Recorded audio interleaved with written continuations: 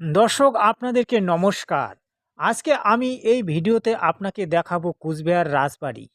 কুচবিহার রাজবাড়ি সম্পর্কে অনেকেই জ্ঞাত আছেন এবং অনেকেই অনেক কিছু জানেন। কিন্তু আজকে এই ভিডিওতে আমি যেটা বলবো সেটা কিন্তু আপনার জানার অত্যন্ত প্রয়োজন। কারণ কুচবিহার রাজবাড়িটা কি? আমাদের কুচবিহার রাজ্যটা কোথায় গেল? কুচবিহারটা আজ কেন জেলায় পরিণত হয়েছে? এই বিষয়টিও কিন্তু জানা দরকার। কারণ আমাদের চোখের সামনেই প্রমাণ আছে কুচবিহার রাজবাড়ি। অর্থাৎ রাজবাড়ি মতলব হচ্ছে একটা রাজার বাড়ি। তাহলে এটা একটা রাজ্য ছিল, তাই একটা রাজবাড়ি তৈরি হয়েছে। কিন্তু আজকের ছেলেমেয়েরা রাজবাড়ি তো দেখতে যায়, কিন্তু কুচবিহারের ইতিহাসকে ঘেঁটে ঘুঁটে তারা দেখার ইচ্ছা করে না। তাই আজকে কিন্তু এই ভিডিওর মাধ্যমে কুচবিহার রাজ্য সম্পর্কে কিছু বিবরণ আমি দেওয়ার চেষ্টা করব। তাই আশা করি এবং আপনাদের কাছে প্রার্থনা করি যে আপনারা ভিডিওটি শেষ পর্যন্ত দেখবেন এবং দেখার পরে আপনাদের যে মন্তব্য সেটা কমেন্টে দেবেন। তাহলে আমি নিজেকে ধন্য মনে করব। তাহলে চলুন এবার ভিডিওটি স্টার্ট করি। জয় হিন্দ। দেখুন দর্শক, এটি কুচবিহার জেলার রাজবাড়ি। একসময় কুচবিহার রাজ্য ছিল, তখন এই রাজবাড়িটি প্রতিষ্ঠিত হয়েছিল। আজ থেকে প্রায় 500 বছর আগে এই রাজবাড়িটি তৈরি হয়েছিল। এখানে অনেক রাজা রাজত্ব করেছে এবং কুচবিহার একটা স্বতন্ত্র রাজ্য ছিল, যেটা ইংরেজ আমলে করত রাজ্য হিসেবে ছিল। এতটুকুই আমি আপনাকে বলছি। আজকে এই রাজবাড়িতে আমি গিয়েছিলাম এবং ভিতরে প্রবেশ করেছিলাম। ভিতরের কোনো ফুটেজ ভিডিও করতে দেয় না, মানে ওখানকার ভিতরের কোনো ফটো বা ভিডিও এরা করতে দেয় না, কিন্তু বাইরের থেকে ভিডিও করতে দেয়। বাইরের এই ছবিটি আমি আমার ক্যামেরায় তুলে নিয়েছি এবং আপনাদেরকে দেখাচ্ছি।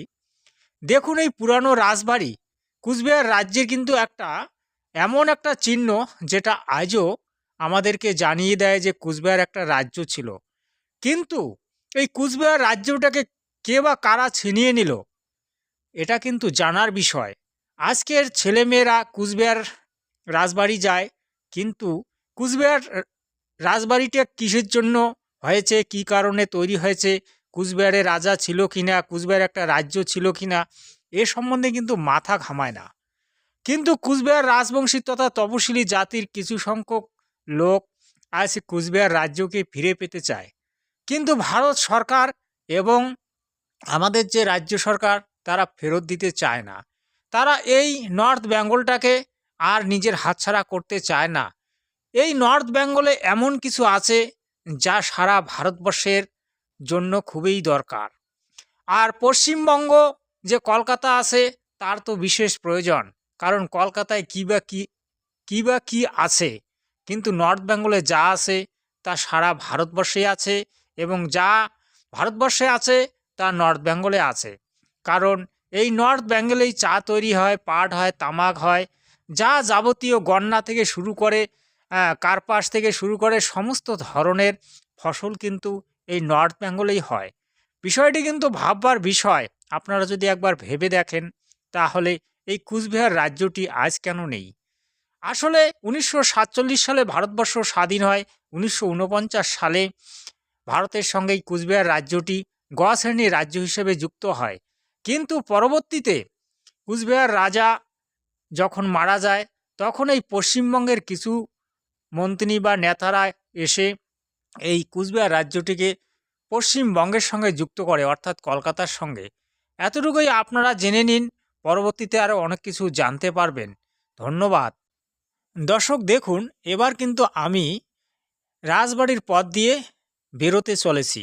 এটি রাজবাড়ির পথ। দেখুন, লোক রাজবাড়িতে প্রবেশ করতেছে, আর কিছু সংখ্যক লোক কিন্তু দেখার পরে আবার বেরিয়ে যাচ্ছে।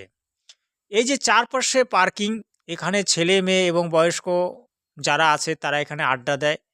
খুবই সুন্দর মনোরম জায়গা, যেটা আমাদের মনকে ছুঁয়ে নেয়। আসলে এই রাজবাড়িটা একটা যে ঐতিহ্যময়ী, এতে কিন্তু কোনো সন্দেহ নেই। কিন্তু এই রাজবাড়ির পুরনো ইতিহাস যদি আমরা ঘেঁটে ঘুঁটে দেখি, তাহলে মনের মধ্যে অনেকটা দুঃখ আসে। যেখানে 500টারও বেশি রাজা রাজত্ব করেছিল, কুচবিহার একটা রাজ্য ছিল, আজ সেই কুচবিহার রাজ্যটি নেই। রাজবংশী আজ সর্বহারা হয়েছে এবং রাজপথটাকে ধীরে ধীরে তারা ভুলে যাচ্ছে। দর্শক, বুঝতে হবে, আমি যে এই ভিডিওটা দেখালাম স্রেফ রাজবাড়ি দেখানোর উদ্দেশ্যই নয়, আপনাদেরকে জানিয়ে দিলাম যে কুচবিহার একটা রাজ্য ছিল এবং কুচবিহার একটা স্বতন্ত্র রাজ্য ছিল। ইংরেজ আমলে করদ রাজ্য ছিল, যেখানে ইংরেজ প্রবেশ করেনি, ইংরেজের দাপট খাটেনি। আজ আমরা পশ্চিমবঙ্গের অধীন হয়েছি, অর্থাৎ কলকাতার অধীন। কলকাতা আমাদেরকে শোষণ করছে, শাসন করছে। এটা কিন্তু অতটা মেনে নেওয়ার নয় ভাই। যদিও সেন্ট্রাল গভর্নমেন্ট আমাদেরকে কেন্দ্র রাজ্য হিসেবে নিতে চায়, কিন্তু পশ্চিমবঙ্গ কিছুতেই করতে দিচ্ছে না। ব্যাপারটা বুঝতে হবে কুচবিহারবাসী ভাই, আমি যে এটা দেখালাম এমনি এমনি নয়।